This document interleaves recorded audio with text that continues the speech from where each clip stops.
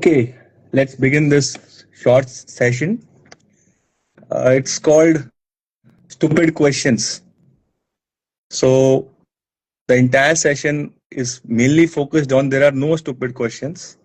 मैं जितने भी रील्स बनाता हूँ या फिर वीडियोस या लाइव ट्रेनिंग सेशंस करता हूँ, I make it A point that I encourage everyone कि आपके मन में कोई भी डाउट हो, चाहे वो स्टूपिड डाउट हो या बहुत ही इंटेलिजेंट डाउट हो, आप उसे पूछिए जरूर.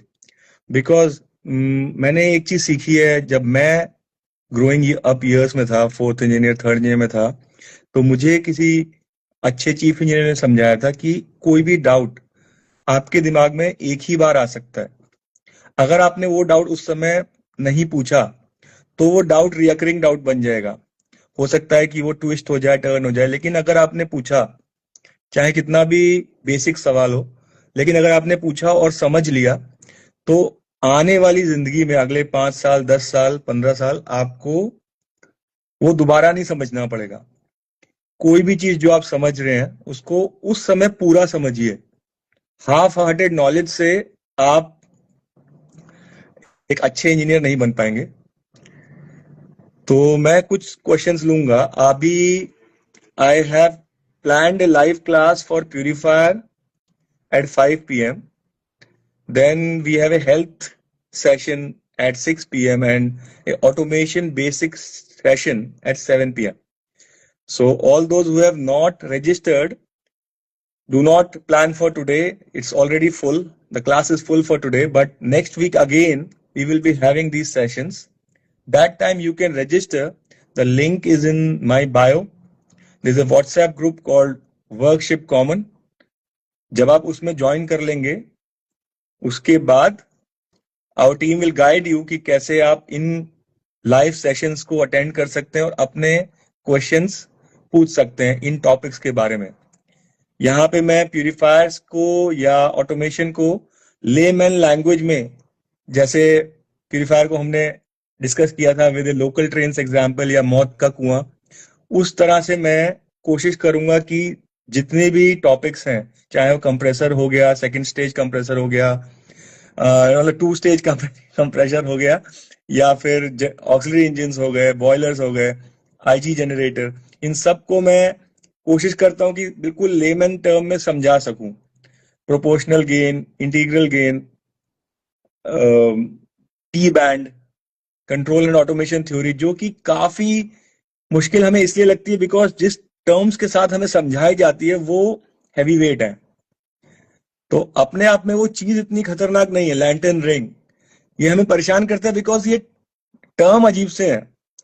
इनमें कुछ बड़ा चैलेंजिंग नहीं है. अगर हम इसका क्रॉस सेक्शन आपको दिखाएं और एक सेंट्रीफ्यूगल पंप का इंपेलर दिखाएं और दिखाएं कि लैंटर्न रिंग कहाँ पे है, तो ये बहुत छोटी सी चीज है. लेकिन क्योंकि हमें किसी ने उतना बेस लेवल पे जाके समझाया नहीं है, इसीलिए हमें ये दिक्कतें आती हैं कि अरे किसी ने हमसे ये पूछ लिया, कंट्रोल वोल्टेज पूछ लिया, किसी ने हमसे मैग्नेटिक रिलेज के बारे में पूछ लिया, तो हमें शेकी हो जाता है बिकॉज हमें डेफिनेशंस याद तो है पर हम समझे नहीं है उस चीज को. तो इन क्वेश्चंस के अलावा एक अच्छा क्वेश्चन मुझे मिला था मेरे ग्रुप में, जो मैं यहाँ डिस्कस करना चाहता हूँ. इट इज अबाउट फ्यूल, जो जिससे शिप चलता है. तो जैसे कार में या स्कूटर, बाइक में हम लोग पेट्रोल भरवाते हैं, उसी तरह शिप में हम लोग बंकर फ्यूल लेते हैं. वो या तो हैवी ऑयल हो सकता है या LSMG और लो सल्फर मरीन गैस ऑयल हो सकता है. तो इसके बारे में एक क्वेश्चन पूछा था मुझे कि अगर VLSFO का क्वालिटी खराब आ जाए तो हम क्या करें. तो ये बहुत ही पर्टिनेंट क्वेश्चन है और मेरे किसी भी लाइव सेशन में मैं इसे नहीं ले पाऊंगा, क्योंकि ना तो मैं फ्यूल्स के बारे में या बंकर के बारे में कोई लाइव ट्रेनिंग सेशन नहीं अभी ऑर्गेनाइज कर रहा हूँ. That is why I thought कि मैं लाइव इंस्टाग्राम पे इसके बारे में बात करता हूँ. तो before I go into ships bunker, let me draw you an example कि अभी जो रिसेंटली अहमदाबाद में प्लेन क्रैश हुआ है, उसमें भी एक्सपर्ट्स कह रहे हैं कि there is a good possibility कि जो फ्यूल सप्लाई हुआ था उस प्लेन में वो ही खराब क्वालिटी का था. Now it's a very important point, और जितने भी लोग मेरे साथ सेल किए हैं या मर्चेंट नेवी में है, वो जानते हैं कि आज के टाइम में फ्यूल में अडल्ट्रेशन इतना ज्यादा बढ़ गया है। चाहे वो जिब्राल्टर हो, सिंगापुर हो, इस्तांबुल हो, ह्यूस्टन हो, जिस तरह का तेल मिल रहा है वो बहुत ही कचरा तेल है। और रातों की नींदें उड़ जाती हैं शिप के इंजीनियर्स की उस तेल से इंजन चलाने में, क्योंकि नए नए तरह के कंटामिनेंट्स आ रहे हैं, डीसीपीडी, डाइक्लोरोडाइफेनाइल, वेनेडियम, यूज्ड लूब ऑयल, कोई वोलेटाइल कंपाउंड वो फ्यूल में मिक्स करके हमें बेच रहे हैं। तो काफी हद तक हो सकता है कि जो फ्यूल सप्लाई हुआ था इस इस एरोप्लेन को, उसमें ही कुछ खराबी हो या कुछ नया कंटामिनेंट हो।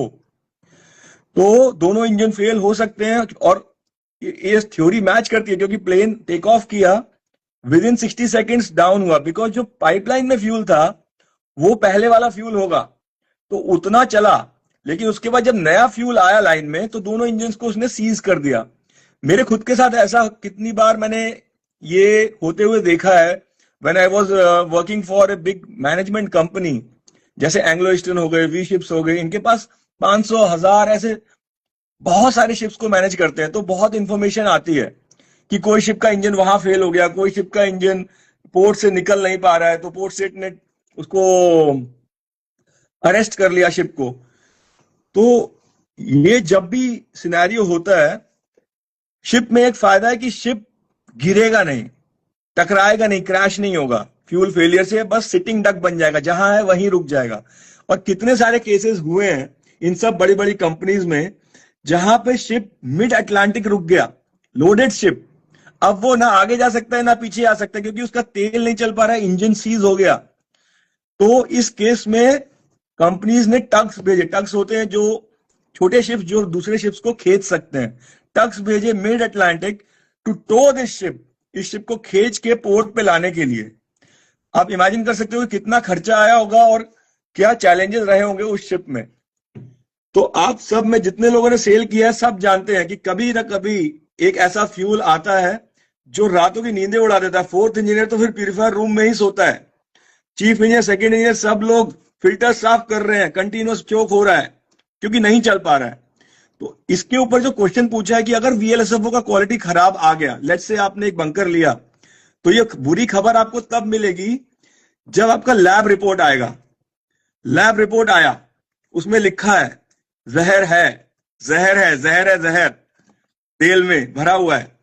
अब आप क्या करोगे? तो मैं उसको आंसर ऐसे करता हूं कि पहला चीज, आप बंकर लेने से पहले ही इस बात के लिए दिमाग में तैयार हो जाइए। जब आप रेस्टोरेंट में खाना खाने जाते हैं, तब आप ऐसे नहीं है कि कोई भी खाना ले आया, आपने खा लिया, फिर आपने डॉक्टर से टेस्ट कराया, अरे ये खाने में तो जहर था। ऐसा नहीं होता ना। आप जब प्लेट में खाना आता है उसको ही पहले देखते हैं कि उसमें मक्खी है क्या, उसमें कोई बाल पड़ा है क्या, तो आप वो नहीं खाते हैं। वैसे ही बंकर लेने से पहले आप बंकर बाज वाले से बात करिए।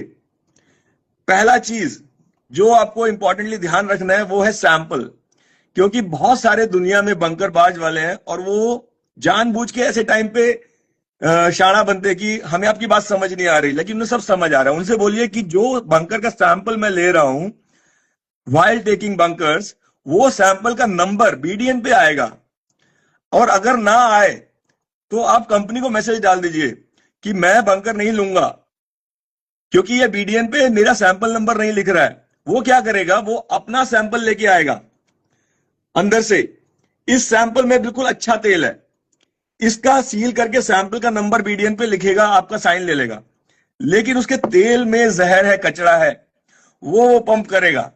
अब वो तेल आपके टैंक में आ गया, अब आप उसको जलाने के लिए बाध्य हैं, फोर्स हैं, तो वो सिचुएशन आने नहीं देना है। हाँ, अगर आपने ध्यान रखा और ये सैंपल जो आपने अपने शिप से लिया है वाइल टेकिंग बंकर, अगर वो सैंपल में कचरा मिला, तो आप उस बंकर एजेंसी को बोल सकते हो कि भाई ये तेल में कचरा है, ये सैंपल नंबर बीडीएन पे है, तो ये सारा तेल आप वापस लो आपके खर्चे पे, और जो मेरा शिप डिले हुआ उसका खर्चा अलग से आपसे मेरा कंपनी क्लेम करेगा। तो ये पहला चीज हो गया। आप यहां पे ध्यान रखो, बंकर लेने से पहले ही ध्यान रखो कि खराब तेल आने ना पाए। मेरे खुद के साथ मैंने ऐसा किया है, और एक बार ऐसा हुआ कि ह्यूस्टन में मैंने डी बंकर कराया सारा तेल, और उन्होंने बोला कि आप पहले इंसान हो जिसने हमारे फोर्स कर दिया डी बंकर करने से, वरना हम लोग दे के निकल जाते हैं और कोई प्रूव नहीं कर पाता है। तो ये चीज आप ध्यान रखो कि बंकर सैंपलिंग और सैंपल नंबर ऑन बीडीएन, ये पहला पॉइंट। अब सेकेंड पॉइंट जो है वो ये है कि जब जब मान लीजिए ये नहीं हुआ, now you are in a very very deep state right now, because अगर अगर ये आपने नहीं करा है और आपके पास खराब रिपोर्ट आ गया है जिसमें कंटामिनेंट्स हैं, तब तब के केस को डिस्कस कर लेते हैं, जो कि उसने पूछा है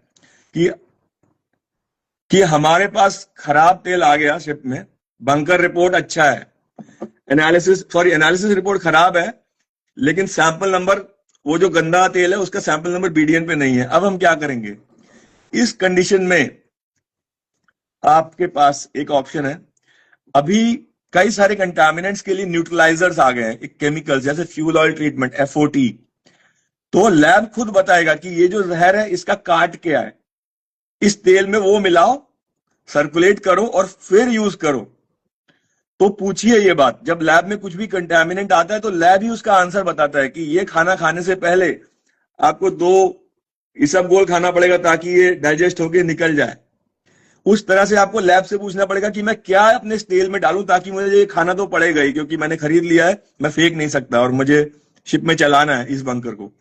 तो वो केमिकल्स का नाम बताएगा, वो केमिकल आप डालो और सर्कुलेट करो। सर्कुलेट, अब केमिकल कहां डालोगे, बिकॉज टैंक तो इतना बड़ा है, तो केमिकल को बंकर पाइप टैंक में ऊपर से डालोगे तो मिक्स नहीं होगा।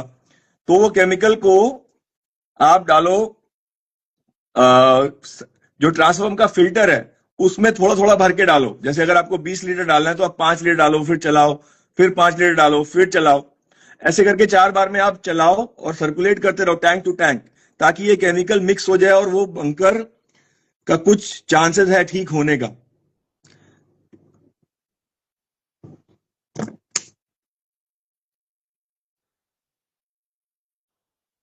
ओके, नाउ जब आपने सर्कुलेट कर लिया, उसके बाद कंपनी आपको बोलेगा कि अब आपका तेल ठीक हो गया है, अब आप यूज करो इसे बिंदास। इस समय भी आपको यूज नहीं करना है, ये कंपनी आपको नहीं बताएगी, लेकिन मैं आपको बता रहा हूं। जब आपने सर्कुलेट किया और now the fuel is ready, neutralised, जो कंटामिनेंट था वो न्यूट्रलाइज हो चुका है, जैसे एस्फाल्टिन था या कोई भी प्रॉब्लम थी उस फ्यूल में, वो न्यूट्रलाइज हो चुकी है। इसके बाद आप एक और सैंपल लैंड करो उस फ्यूल का, बोलो कि लैब ये चेक करो और बताओ कि ये न्यूट्रलाइज हो चुका है।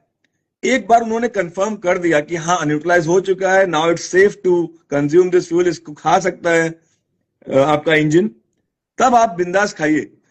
लेकिन तब तक मत करिए ये। और दूसरा चीज, for all the fourth engineers मैं बोलना चाहूंगा कि आप बिफोर एंड आफ्टर प्यूरिफायर के सैंपल्स लीजिए और टेक प्राइड इन दिस। इसमें आप अपना शान समझिए इस बात को कि मैंने बिफोर एंड आफ्टर प्यूरिफायर के सैंपल्स लिए और मेरे प्यूरिफायर ने जो पहले कैट फाइन 60 थे उन्हें अब बिलो 10, 6, 5 या 4 पे लाके छोड़ दिया है। तो मेरा प्यूरिफायर इतना अच्छा काम कर रहा है।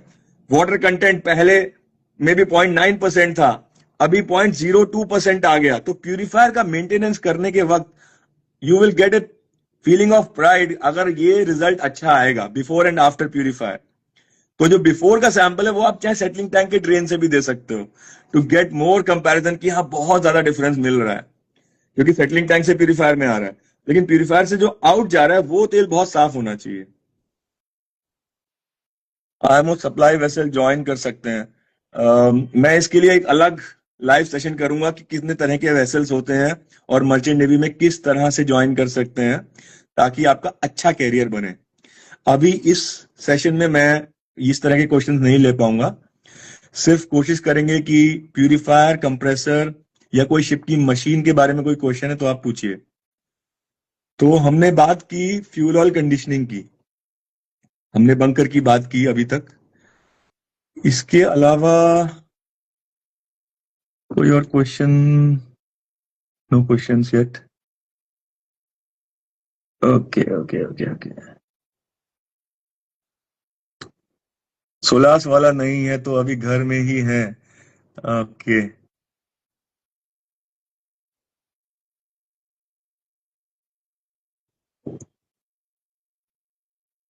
ऑलराइट। और नोटी बॉय 0.1 पूछ रहे हैं, आईएमओ सप्लाई वेसल ज्वाइन कर सकते हैं सर? अम, देखिए, आईएमओ सप्लाई वेसल कुछ नहीं होता। आईएमओ कोई कंपनी नहीं है। तो आप पहले ये देखिए कि कौन सी कंपनी आपको शिप दे रही है। हाँ, सप्लाई वेसल्स होते हैं, वो छोटे वेसल्स होते हैं जो बड़े शिप्स को सप्लाईज देते हैं, जैसे कि स्टोर्स हो गया, उनके लिए खाना हो गया, प्रोविजन, या उनके लिए सब्जियां, उनका उनके लिए रस्सी, इस तरह की छोटी छोटी चीजें। जैसे बंकरबाज भी एक सप्लाई वेसल होता है, जिसके बारे में मैंने अभी बात की। तो ये छोटे वेसल्स होते हैं, इनमें सैलरी उतनी अच्छी नहीं होती और इनकी ग्रोथ प्रोस्पेक्टिव उतनी अच्छी नहीं है। तो अगर मौका मिले तो आप मेन फ्लीट ज्वाइन करिए, ना कि सप्लाई वेसल्स। लेकिन शुरू करने के लिए कोई बुरी चीज नहीं है, कहीं से भी आप शुरू करेंगे, आप कुछ एक्सपीरियंस गेन करेंगे तो आपको फायदा ही होगा आगे बढ़ने में। एलओपी डालो, जो भी करो वो कभी भी नंबर लिखता है नहीं है। KP, okay, this is very good point KP. LOP, मैं भी ये विश्वास करता था कि एलओपी से सब कुछ सॉर्ट हो जाएगा, till the time I face A situation जहां पे कोर्ट ऑफ लॉ ने कहा कि एलओपी की वैल्यू आपके टॉयलेट पेपर से ज्यादा कुछ नहीं है। LOP, letter of protest, is not admissible in any court of law. Only paper which is admissible in the court of law is your bunker delivery note. तो अगर आपका खराब तेल का सैंपल का नंबर बीडीएन पे नहीं है, आप एडी चोटी का जोर लगा लो, आप प्रूव नहीं कर पाओगे कि ये कचरा तेल बंकर बाज से दिया है। बंकर बाज ये बोलेगा कि कचरा पहले से इनके टैंक में था, मैंने अच्छा तेल दिया है। And take my word for this कि बंकर बाज जो सैंपल का नंबर लिखेगा, वो सैंपल में कचरा कभी नहीं आएगा। उसे पता है कि मेरे 4 टैंक्स हैं, 1 2 3 4, 3 में कचरा है। तो वो सैंपल, जब वो 3 से पंप कर रहा था, उसने सैंपल लिया ही नहीं, उसने 1 या 2 में से सैंपल ले लिया ना, लेकिन उसने पंप तो सारा किया ना। आपको कचरे के साथ तेल मिला है, और ऐसे ऐसे कचरे मिल रहे हैं नए से नए कि केमिस्ट्री के प्रोफेसर भी कंफ्यूज हो जाएंगे। फ्यूल पंप्स के अंदर प्लास्टिक जैसा कोई रेजिन जैसा मटेरियल आ गया, सारे फ्यूल पंप सीज हो गए। कैट फाइन्स की वजह से 4 घंटे में सारे लाइनर्स, सारे पिस्टन रिंग्स, सारे फ्यूल पंप्स खराब। शिप यूएस में अरेस्टेड है, हेड नहीं ले पा रहा है, एस्टन नहीं ले पा रहा है, सिर्फ 4 घंटे चलाने में। तो बहुत ही क्रिटिकल मैटर है, बट कंपनीज धीरे धीरे इसके लिए जागरूक हो रही हैं। जरूरी है कि सी फेरर्स उससे पहले जागरूक हो जाएं, बिकॉज फाइनली अगर डीबंकर नहीं होता है तो चार्टर क्या कहता है कि ठीक है, थोड़ा पैसा एक्स्ट्रा दे देंगे, मशीन में कुछ फिल्टर टूट गए तो उसका पैसा हम दे देंगे, प्यूरिफायर में तुम्हें स्पेयर्स चले गए, थोड़ा पैसा दे देंगे, अब ले लो बंकर, खाओ, इसी को खिलाओ इंजन को। लेकिन आपके कॉन्ट्रैक्ट की तो लग गई ना बॉस, आपके तो रातों की नींद उड़ गई, उस बंकर को खत्म करते करते आपका कॉन्ट्रैक्ट खत्म हो जाएगा। तो वो उसका कंपनसेशन कहीं नहीं है। इसलिए इंपॉर्टेंट है कि लेने से पहले आप क्रिंजिएस्ट बेस्ट बन जाओ। मेक श्योर आप उसके, अगर अगर कोई रशियन है बंकरबाज वाला तो रशियन में ट्रांसलेट करके उसे समझाओ, अगर टर्किश है तो टर्किश में ट्रांसलेट करके समझाओ, अगर ग्रीक है तो ग्रीक में ट्रांसलेट करके समझाओ। बट बंकर स्टार्ट होने से पहले उसे क्लियर बोल दो कि मेरा सैंपल नंबर बंकर बीडीएन पे आना चाहिए। और अगर नहीं मान रहा है, लास्ट रिजॉर्ट बोल रहा हूं कि आप अपना मोटरमैन को नीचे उतारो उसके बाज पे, बोलो वहां बैठेगा और वहीं से सैंपल लो। लेकिन जब से पंपिंग हो रहा है तब से लेके एंड तक सैंपल लो, drop by drop in the same cubitainer, और फिर उसी क्यूबिटेनर से अपने सामने सारे सैंपल्स बनवाओ, अपने रिप्रेजेंटेटिव के सामने उन्हें सील करवाओ, और उन्हीं सील नंबर्स को बीडीएन पे डलवाओ। मेक श्योर कि वो अंदर से अगर सैंपल लेके आए तो उसकी जान ले लो। कंपनी को उठाओ, डीपीए को उठाओ, टेक्निकल सुप्रिंटेंडेंट को उठाओ, जिसको फोन करना है करो, ओनर को फोन करो, आई डोंट केयर। लेकिन ऐसे निकलो मत, खाली साइन करके निकलो मत। वो तो निकल जाएगा, लेकिन आपके जो अगले 6 महीने निकलेंगे ना, that is what I really pray कि ऐसा किसी के साथ ना हो, सबको अच्छा फ्यूल मिले, अच्छे बंकर्स मिले. So I think I have covered this part. I've talked about the fuel oil conditioner in one of my previous reels also. यूनिटर के लिए जो मैंने रील बनाई थी विद प्रणीत, उसमें मैंने बात की थी फ्यूल ऑयल कंडीशनर केमिकल के बारे में. तो उसे पढ़िए, यूनिटर की बुक को पढ़िए, हैंडबुक को. उसमें काफी केमिकल्स के बारे में अच्छे से समझाया हुआ है कि किस कंडीशन ऑफ कंटामिनेंट में कौन सा फ्यूल कंडीशनर डालना पड़ेगा. Okay, that is all for me for today. I'll meet you guys in my next live session again at 4 p.m. next Sunday. Stay safe at sea. Jai Hind, Jai Bharat, and Jai Shri Ram.